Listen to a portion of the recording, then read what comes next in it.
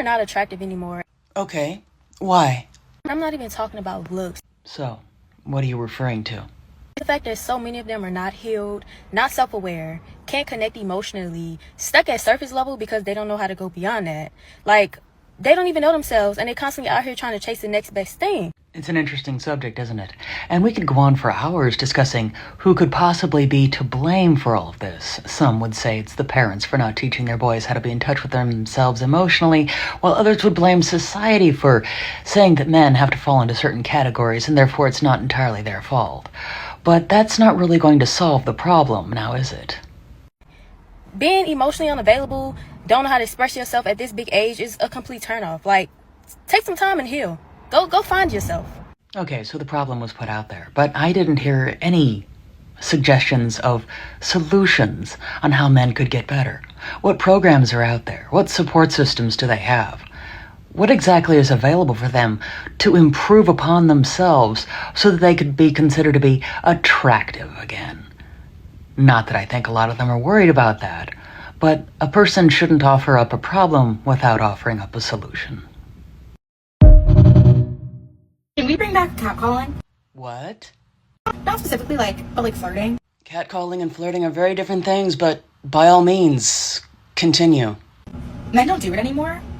And I noticed this because they don't walk up to bars and they don't flirt, like at the gym, anywhere. Men don't walk up to anyone anywhere. And why should they? They've been told to stay away from women, that women don't want them, they don't need them, that it's all men. Why would any sane man in this day and age walk up to a woman? But they don't even catcall. Like the creepy men who used to catcall don't even do that anymore. Apparently it's getting so bad out there that some women want attention from the creepy guys. Men have gotten afraid to talk to women. No, they're not afraid. It's just honestly not worth their time. Not saying I need a man to call me, but a confidence boost every once in a while won't do me any harm. Then go and get it from some of your female friends. Let me get offended by you catcalling me at least. So they want to be offended. I think I can help with that. I walked through construction sites today and nothing. Not even a honk from a car.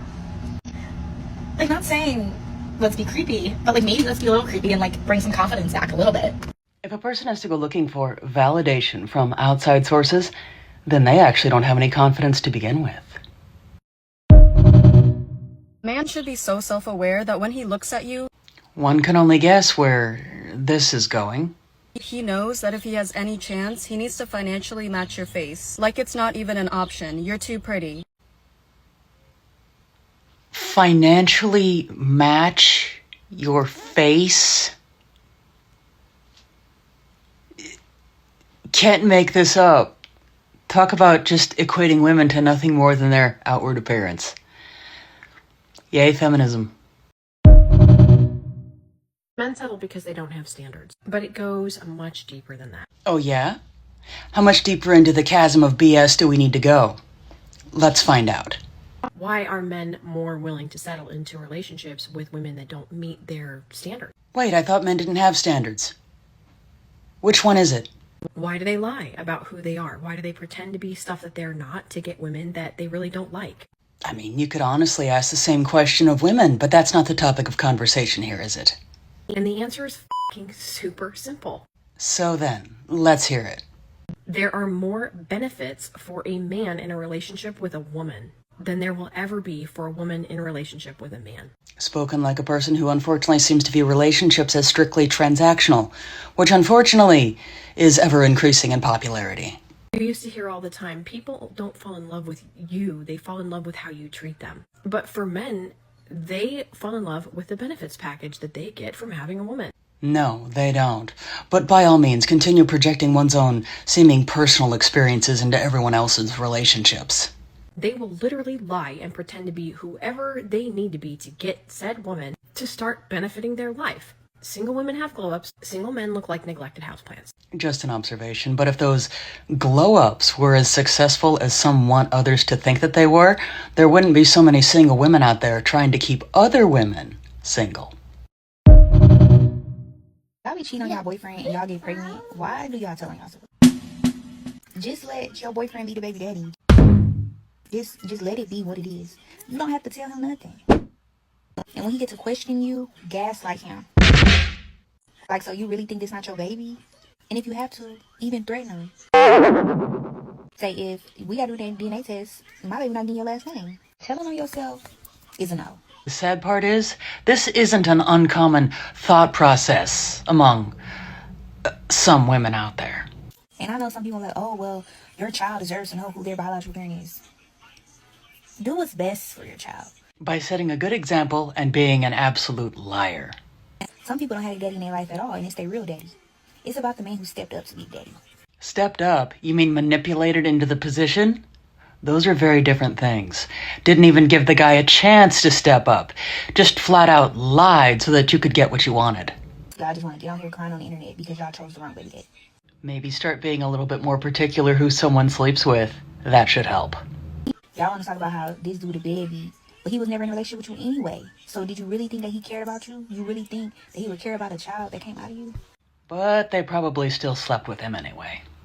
Look, y'all ain't got to take my advice, but ask yourself, would he be honest with you? Yeah, after seeing that, I couldn't blame some guys if they just wanted to stay single. Yikes. Cheat on him. Why? If he cheats on you, you cheat on him back. There's no long paragraphs, there's no yelling, there's no crying. How about just leave them? You know, take the high road instead of... You'll find his dad, his brother, his best friend. I don't care if you have to lie about it. You are going to cheat back. So then both people will be wrong. Fantastic. And you're going to make that a stipulation at the beginning of your relationship. You're going to say, if you cheat on me, I just want you to know that I will be cheating on you back, and anybody is fair game. If a person's entering a relationship and expecting to be cheated on, they probably shouldn't be entering that relationship in the first place. So if it happens, which happens way too much, you get to follow through. You're not betraying. You're not betraying. You already set the boundary. The scary thing is, this type of logic actually works for some. You look them dead in the eye when you say, oh, by the way, I slept with this and this because I found out about yours, and you're walking out the fucking door. You're not going back. The high road. It feels good to get revenge. Instead of using your body as a tool for revenge against someone, how about keep your dignity and self-respect intact and just leave the relationship, you know, like an adult?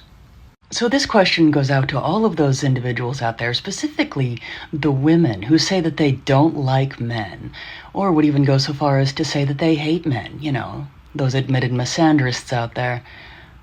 Why exactly can't you find anything other to talk about than men?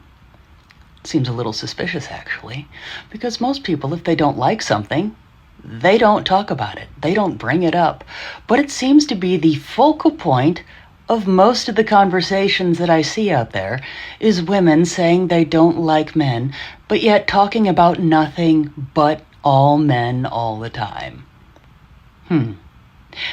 If you were wanting to help women as much as you say you're wanting to help women, there are multitudes of topics that a person could be discussing to help women feel better about themselves, to improve their own self-esteem, to help them in any way in the world. But yet most of you choose to talk about nothing but men. Why is that? So I saw something, which I'm going to show you in a second, but I wonder if anyone can guess what my instant reaction was. Should men listen to women about what it means to be a good man? And my answer is immediately and emphatically no. Main reason being, let's think about how well that would go over and how much sense that would make if a man suggested to a woman that she ask a man for how to act like a good woman. I bet that would go over like a lead balloon. And the other reason is, which women are they going to ask for advice from for how to be a good man? Because quite frankly, they're rather spoiled for choice. There's some women out there that think that it's all men that are guilty of everything. There's some women out there that wouldn't know a good man if they walked right up to them. And then there's some women that really have demonstrated that they don't understand a single thing about men. So which women are these guys going to ask for advice on how to be a good man? Because honestly, being a good man is no more than being a good person. Start with that. That's how to be a good man.